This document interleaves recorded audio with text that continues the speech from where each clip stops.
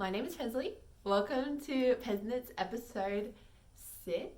I hope you're ready for a very chock full episode. I've been very busy during the month. I hope you've had a nice May. It's getting a bit cold here in Sydney, so it's peak knitting weather, and I think that's why I've just been working, not so hard, but working a lot with knitting because it's starting to get cooler. I hope you're well. Please subscribe before I get into it. Take a moment to subscribe if you'd like to. I would really appreciate that. So I'm gonna start with finished objects. You may have noticed that I'm wearing one. So this is my single malt sweater. The design's by Maxim, and this has been a huge topic of conversation for the last 3 episodes, so I won't go that much into detail about it. If you want to know more about it, go ahead over to, I think my episode 5 and 4 talk about it quite a lot. I really love it. I really loved it. I had really big mixed feelings about it, but I love it. The design is beautiful, the detail on it. The top half of the sweater I think is the focal point, with this raglan detail. I hope the camera's picking up. Yeah, okay, let me turn this way. The raglan detail is beautiful. The short rows up the neck to make the neck higher. It's I love that. It's really beautiful. I think it turned out really beautiful. And I said before that I thought it wasn't flattering, and no, I was wrong. It's very flattering. I think it fits me very well. So I'm very happy with that. I've been wearing the heck out of it ever since I finished it. So the only thing is that I usually wear it with a t-shirt underneath it, because the yarn that I knitted this with, which is the wool of the Andes, is a little bit itchy, but as long as I wear a t-shirt under it, it's completely fine, because my arms and my stomach aren't sensitive. It's mostly this area that's sensitive, and as long as I wear a t-shirt under it, it's fine. And also it's so cold now that that's what I would have done anyway when I was wearing this. Anyway, I love it, super happy with it. Let's move on. These pair of socks, this is the Weekend Shorties by Summer Lee Co. I've talked about these a lot too. These are my 3rd pair that I've knitted. Very happy with them. Last time you saw them, I literally just had to Kitchener stitch the toe of the 2nd sock, but I hadn't had the chance to do that. So now I did that this month. Very happy with them. Very quick and easy project if you want. I feel that's why it's called the Weekend Shorty socks, because you can finish them in a weekend, which is so true. I'm just get distracted easily and didn't get them done last month, so now they're done. Very happy with them. I have to block them though, but I don't think that makes a huge difference. I don't have sock blockers, so I don't think it makes a huge difference besides just fluffing up the wool. Yes. Okay, I think that's all I had for finished objects. I'll move on to whips. So I actually started these literally 2 days ago, and I talked about the yarn in the last episode. These are a pair of socks, and the yarn I purchased from my Melbourne trip. I've forgotten what it was called. I'll put it on screen, but it's this beautiful colorway with browns, purples, light turquoise blue, and violets, and a gray in there as well. It's really interesting, and I was really curious to see how it would knit up. And as you can see, it's definitely striping. For some reason, I need to try one of those yarns that stripes, even stripes. This one's quite variegated, which I love. Don't get me wrong, but it's just not what I was expecting. The cuff, do you see that stripe there? I love that. I'm not saying it doesn't look good. I just thought it was gonna stripe evenly, but it didn't, which is fine. I think it's very unique. And the pattern that I'm using is My Favorite Vanilla Sock. That's the pattern name. I've forgotten who it's by, but it's a very popular pattern on Ravelry, and it's free. And it's just a heel flap and gusset construction, cuff down, top down. And I'm finding that that's my favorite sock construction. I've tried toe up before. It doesn't fit my foot as well as top down. And just some details, because I've knitted quite a few socks, so I'm able to notice some new things and patterns that I haven't come across before. The heel flap is not a ribbed heel flap like this Summer Lee one. So if I show you the difference between the two, you can see that's ribbed and this one isn't. I can't explain it. It's just flat. So I'll be interested to see how that fits my heel. And also, hopefully I'm not going on about this too much, but the edge of the heel is a garter stitch, like a garter stitch border, which I've never seen before. So that's also interesting as well. And then you pick up those garter stitches rather than slip stitches, which is what I'm used to, which the Summerly Co did. Like you can see it's just like I picked up the slip stitches, so there's not much of a border. While with this one, there's like a garter stitch border that you pick up. Do you see there? That's the garter stitch border. So that was interesting. So it was like really interesting to see like the differences between like these vanilla socks. And yeah, I'm literally up to like I forgot, but like essentially like the top of the foot like coming out. So I've done the heel and it'll come out like that. So those are turning out beautiful. And I had gone on before in my previous episode about doing a pattern from this pamphlet that was gifted to me, this mix and match socks. And I ended up not doing it because I didn't have the right size needles. This one calls for a 2.25 milliliter, 2.5 needles. Oh my god, 2.5 needles.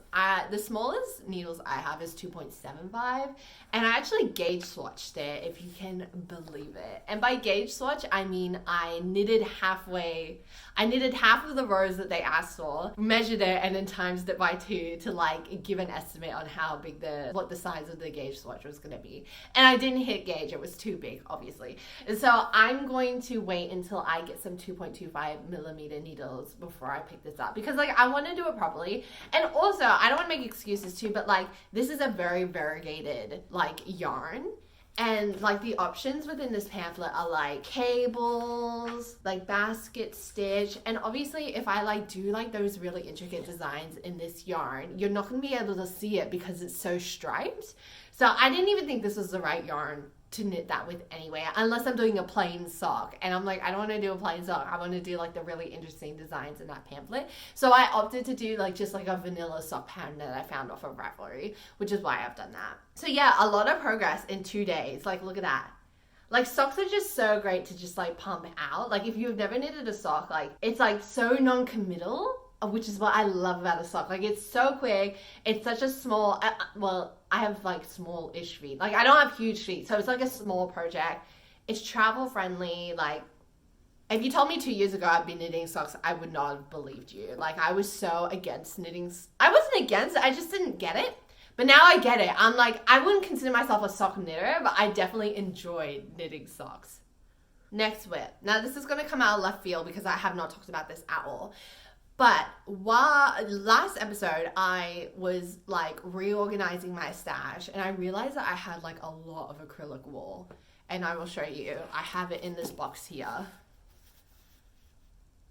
Like, I have a lot, like bits and bobs, and this is when I was like a beginner knitter. I was knitting with like quite a heavy weight yarn, like higher than DK, and that's what you normally do as a beginner. You knit with thicker wool and bigger needles. It's just like easier. And so like I don't like, this yarn doesn't appeal to me anymore.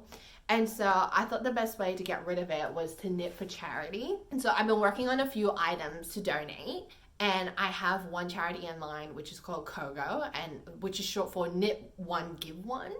And the reason why it appealed to me is because it's an Australian charity. And also they work with Lincraft. So you're able to drop off your items to Lincraft, and then Lincraft sends it to their HQ, which I believe is in Tasmania, which is slightly more convenient than me like packaging it up and then like sorting it out and mailing it all the way to Tasmania. So that's why I will most probably be donating it to them. But depending how many items I end up knitting, maybe I'll be able to donate to multiple charities. I don't know. Anyway, so these are my whips for this charity. The first one is like leaning more towards to a finished object, but I haven't had a chance to weave in the ends or block it. So I'm putting it into whips. And it's a baby blanket. It's in this beautiful purple, like royal, like a grape, not royal purple, like a grape purple, which I love. And it's just like a garter stitch knit on a bias. So it's like a perfect square. And what's exciting about this is that I crocheted a border, and I've never crocheted in my life. So I'm really proud of it. I'll do like a zoom in of it. It's like this little ruffly border, which is so cute. I'll link either I'll link or I'll put the name of the video that I use, because I used a YouTube video to follow along to crochet this border, and I'm super happy with it, and I think it's super cute. It's looking like a little bit small, but I think once if I heavily block it, like it's pretty stretchy, I think it will come out bigger. So there's my like baby blanket that I'm gonna donate once I like sew in all the ends and stuff.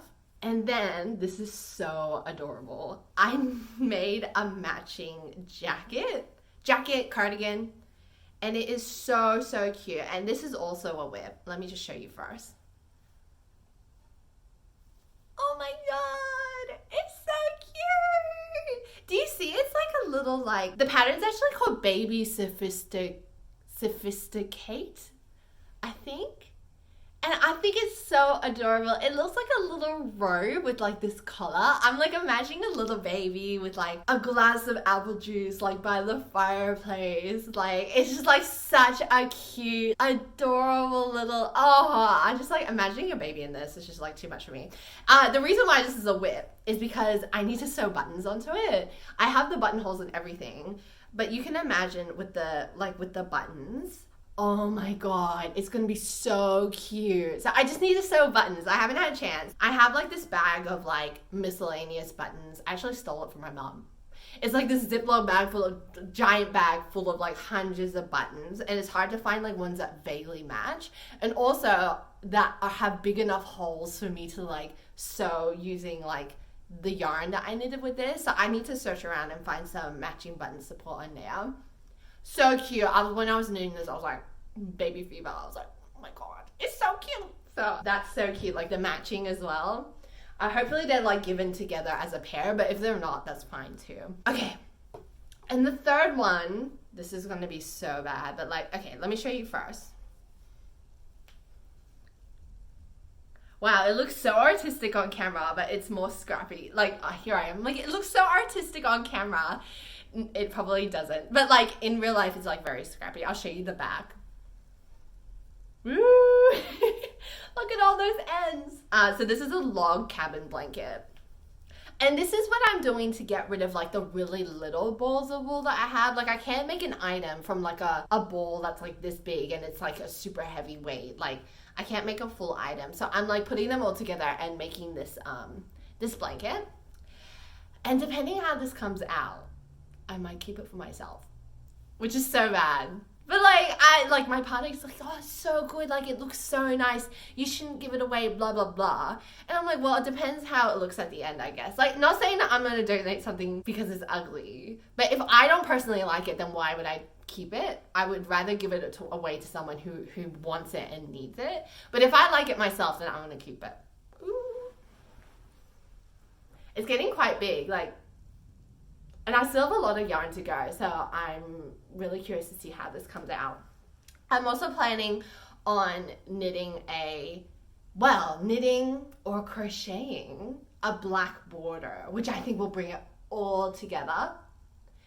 And the only thing that really annoys me, this is me being just like totally fussy, but like I did such like a what's the word, like a beginner's mistake, where I changed colors on the right side row. So it like, oh, do you see that? It's not a clean edge because I didn't change colors on the right side row because it just like suddenly ended and I wasn't paying, like the ball of wool suddenly ended. I wasn't paying attention. And so I just connected the next color. And then it was a right side row, which causes this like, this messy, not clean cut edge. And so I was researching on how I can like somehow cover that up, and I found this thing called surface crochet, and you're able to crochet like a chain and connect it to garter stitch. And so I was like, oh, I could do that in black, and then it ties in the border, and so there would be like little black lines like covering those, but I think it would like look quite like avant-garde, like I don't know. Or I was thinking I could like surface crochet like the edges of each square, and that could also look good too. I don't know, I haven't decided yet, but that's my solution to getting rid of that ugly unclean edge, is by doing like a surface crochet and like covering it up. Yeah, very cute. The next two are actually finished projects, but I'm also going to be donating them as well. I finished these so long ago. Like, this is like a year old, I think. And I just, for some reason, it was like that weird thing where I was like, oh, it's not enough to donate. I'm going to knit more. And then I never knitted more. And they've just been like sitting in my closet this whole time. And so I will be donating this along with that baby blanket, the other baby cardigan, and then these two. Okay, so number one. How cute! And you may notice that this is like tiny. And the reason why is because the pattern is for premature babies. So this is like, I think this is a size small, like small premature baby. So this would be really like for a really small baby. But I love this pattern. I remember even when I was knitting it, I was like, wow, this like pattern has attention to detail. You can see that there's like the garter stitch for the yoke, and then it swaps to stockinette stitch for like almost the pockets. It looks like faux pockets a little. And then there's the garter stitch border for the border of the cardigan. And then the arms are just stockinette. Like it's like there's just like little things. It really gives like the garment like dimension. I don't know if I'm going overboard with it, but I really love that they use the stockinette and garter stitch together to like give it detail. Anyway, that's so cute. I've like fawned over this for a while. I think it's like the most adorable little thing. Like with the buttons, I managed to sew buttons onto it. And then I have a second one in a different colorway. And I believe this was a medium or large for a premature baby. It's the exact same, just in a different colorway. But it's like a much more variegated, like dark purple, bluey color. And I like these colors because they're unisex. Like this could be a boy or a girl. There's purple and blue, and then this one's just orange. So I like that because like any baby could wear it. Yeah, you can see the size difference there. Yeah, so this one's a small for sure, and this one was either a large or a medium. So I'll be sending those off. They're so adorable. I love them. Okay, is that all I've got? Gee, oh no, I'm not. I'm like looking down and I've got more stuff. Okay, hopefully I'll be able to get this out. This is my Virevolte shawl. And you guys have seen this a couple of times, but I don't think you've seen the eyelet border that I've done. Very beautiful. Let me zoom in on this eyelet border because I'm really proud of it.